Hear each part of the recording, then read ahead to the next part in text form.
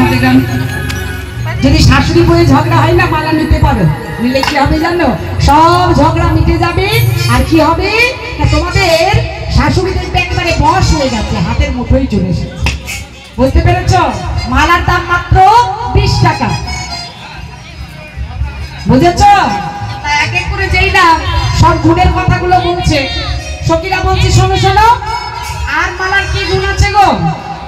বলছে আরো একটা বড় গুণ আছে। কি গুণ না, মনে করো যদি এই মালা কেউ গলায় পড়তে পারে না, তার প্রাণনাথ প্রিয়তম যদি দূর দেশে গিয়ে থাকে, তাহলে দেখবে,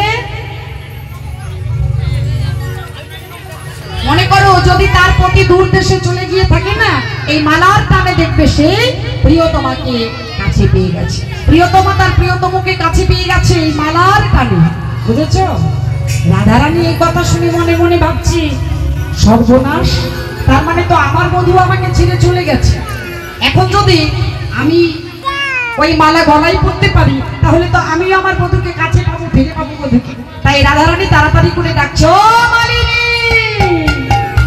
এসো এসো মালিনী, আমি তোমার মালা কিনে দেব। এসো এসো মালিনী, আমি তোমার মালা কিনিব। এসো মালিনী, আমি তোমার মালা কিনিব।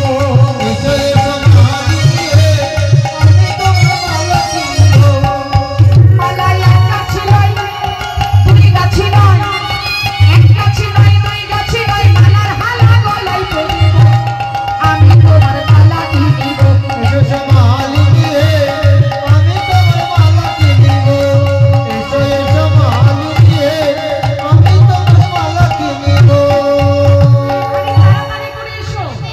এই বলে গোবিন্দ আমার বিলম্ব না করে মাথায় ঘোমটা দিয়ে রাধারানীর কাছে এসে দাঁড়িয়েছে। ও রাধে, তুমি মালা নিবে? রাধারানী বলছে হ্যাঁ। কিন্তু ও মালিনী, তোমার নামটা কি গো?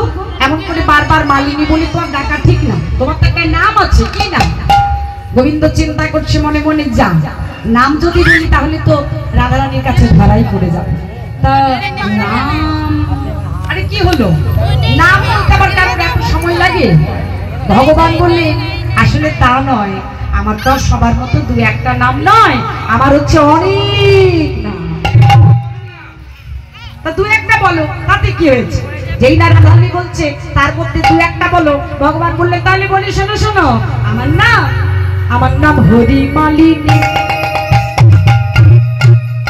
গায়ের রংটা খুব কালো তো, তাই কেউ ডাকে না হরি মালিনী বলে। আমি কালো বলে লোকে বলে কৃষ্ণ মালিনী। আমার নামে হরি মালিনী, আমি কালো বলে লোকে বলে কৃষ্ণ মালিনী। আমার নাম হরি মালিনী, আমি কালো বলে লোকে বলে কৃষ্ণ মালিনী। আমার নামে হরি মালিনী, আমি কালো বলে লোকে বলে কৃষ্ণ মালিনী। রাধারানী মনে মনে ভাবছে বাবা, একেবারে আমার বধূর নামই নাম মিলে গেছে গো, খুব সুন্দর নাম তো। আচ্ছা মালিনী, একটা কথা বলবো? বলে হ্যাঁ বলো। তুমি মালিনী কি করে হলে গো? তোমার কি নিজের বলতে কেউ নেই? গোবিন্দ মনে মনে চিন্তা করছেন এই সুযোগে আসল কথাটা বলেই ফেলি। বলছে না গো, আমারও একদিন সব ছিল, কিন্তু আমি এক যুবরাজকে ভালোবেসে আমার মন প্রাণ দিয়ে বসেছিলাম তো, তাই তারপর কি হলো? বলছে তারপর আর কি, ওই তাকে ভালোবেসে আমার দেহ মন প্রাণ তার চরণে নিবেদন করেছিলাম। এক নিশীতে আমার প্রাণনাথ প্রাণবল্লভ আসবো বলে কথাও দিয়েছে, কিন্তু যখন সে এলো না, তখন আমি কি করলাম না, আমার বধূ যখন এলো না, তখন আমার বধূর জন্য যে মালা গেঁথে রেখেছিলাম সেই সব কিছু আমি যমুনার জলে বিসর্জন দিয়েছিলাম। তারপর আমার বধূ এলো না, এলো যখন তখন সকালবেলায় দেখলাম অন্য কুঞ্জ থেকে আমার কুঞ্জে এসেছে, আমি তখন আমার বধূকে ফিরিয়ে দিলাম। রাধারানী মনে ভাবছে মা, আর মানে তো আমার মতোই এই দশা, মানুষ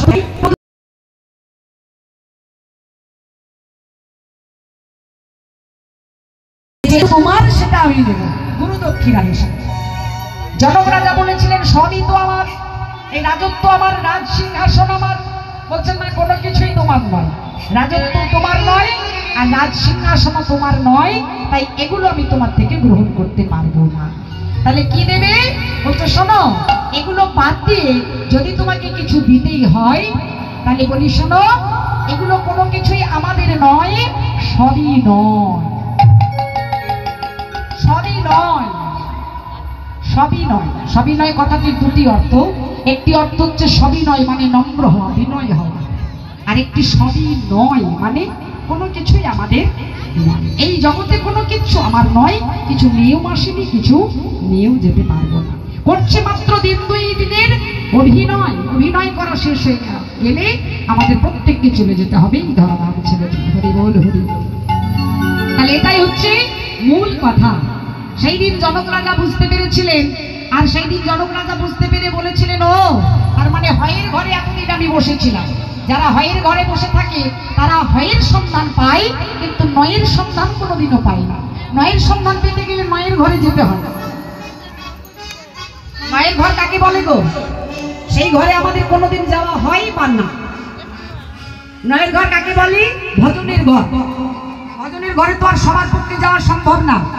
তাহলে যারা যেতে পারবো না তারা নয়ের সন্ধান পাবো কিভাবে?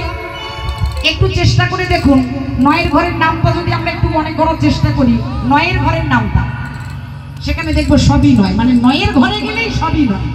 নয় একে নয়, নয় দুই 18, 1 আর 8 9, 9 3 27, 2 আর 7 9, 9 4 36, 3 আর 6 9, 9 5 45, 4 আর 5 9, 9 6 54, 5 আর 4 9, 9 7 63, 6 আর 3 9, 9 8 72, 7 আর 2 9, 9 9 81, 8 আর 1 9, নয়ের ঘরে গেলে নয়ের শূন্য 90। তাই গঙ্গে প্রেমানন্দ। তাই এ জগতে কোনো কিছুই আমার নয়, একমাত্র রাধা গোবিন্দের যুগল। তাই সখী এবার রাধারানীর আজ্ঞা মতো চলে গেছে, গিয়ে দেখছে কি সব জায়গায় খুঁজছে, কোথাও থেকে বধূ নাই। বধূকে আনবো কিভাবে?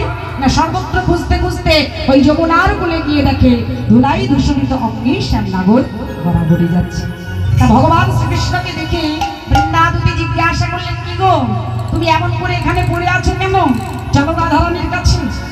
বৃন্দাবতীর মুখে ওই ছন্ন কথা শুনে গোবিন্দ বলছেন, আমি তো গেলেও রাধারানী আমায় আমার বদন দর্শন করবে না, রাধারানী আমায় কুঞ্জে প্রবেশ করতে দেবে না। বলে শোনো, এভাবে গেলে হবে না।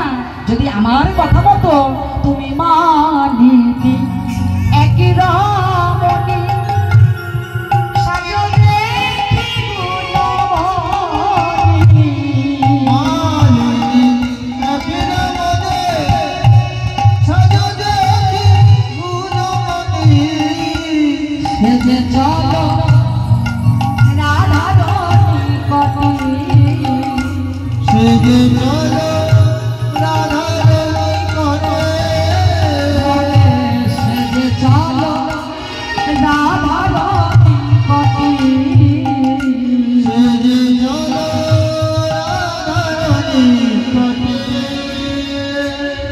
রাধারানীর কথা মতো যদি তুমি কতগুলো ফুলমালা হাতে নিয়ে আমার সাথে সাথে যেতে পারো। সুন্দর করে এক রমণীর মতো করে সাজিয়ে দিয়েছে বৃন্দাবতী, আর গোবিন্দকে সাজিয়ে দিয়ে বলছে তুমি আমার পিছনে পিছনে এসো, আমি ততক্ষণে সবকিছু বলে রাখি। এই বলে রাধারানীর কাছে এসে বৃন্দাবতী বলছে, শোন, বধূ আনতে গিয়েছিলাম কিন্তু তোর বধূকে আনতে পারি না। তবে হ্যাঁ, বধূকে আনতে না পারলেও বধূর মতো দেখতে একজনের সাথে আমার দেখা হয়েছে। বৃন্দাবতী মনে মনে ভাবছে, রাধারানীকে একটু পরীক্ষা করি, রাধারানী কৃষ্ণ কত ভালোবাসে। বলছে একজনের সাথে দেখা হলো, তাকে দেখতে কিন্তু তোর বধূর মতো, সুন্দর সুন্দর মিষ্টি কথা বলে তোর বধূর মতো, কথা শুনলে একেবারে মন ভরে যায়। তা রাধারানী বলছে আনলি না? বলে বলে এসেছি, এক্ষুনি এলো বলে। কথা কইতে কইতে দেখে গোবিন্দ আমার সুন্দর করে এক রমণীর সাজে সেজে হাতে ফুলমালা নিয়ে ব্রজ রমণীর দ্বারে দ্বারে সকলকে জিজ্ঞাসা করে, তোমরা কেউ মালা নেবে ও ব্রজবাসী? তোমরা কেউ মালা নেবে গো ও ব্রজবাসী?